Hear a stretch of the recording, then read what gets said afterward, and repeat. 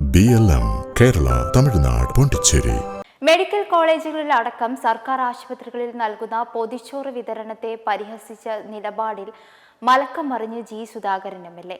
കഴിഞ്ഞ ദിവസം മെഡിക്കൽ കോളേജുകളിലെ സൗജന്യ ഭക്ഷണ വിതരണത്തിനെതിരെ ജി സുധാകരൻ നടത്തിയ പ്രതികരണത്തിനെതിരെ LDF-ൽ നിന്നും മറ്റും വലിയ പ്രതിഷേധവും വിമർശനവുമായിരുന്നു ഉയർന്നത്. ഫേസ്ബുക്കിലൂടെ സുധാകരൻ ഇതിനു മുമ്പ് LDF പ്രവർത്തകരെ ഭക്ഷണ വിതരണത്തിൽ പ്രശംസിച്ചതും ഭക്ഷണ വിതരണം നടത്തുന്നതുമായ പോസ്റ്റുകളുമായിരുന്നു.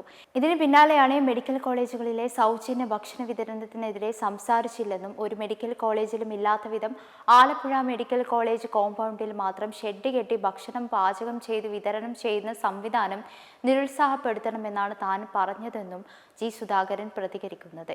കേരള മത്സ്യത്തൊഴിലാളി ക്ഷേമനിധി ബോർഡ് സംഘടിപ്പിച്ച നക്ഷത്ര തിലകം 2026 മത്സ്യത്തൊഴിലാളികളുടെയും അനുബന്ധ തൊഴിലാളികളുടെയും കുട്ടികൾക്ക് വിദ്യാഭ്യാസം കായികം പ്രോത്സാഹന അവാർഡ് വിതരണം ചെയ്യുന്ന ചടങ്ങിൽ സംസാരിക്കവെയായിരുന്നു ജി സുധാകരന്റെ പ്രതികരണമുണ്ടായത്.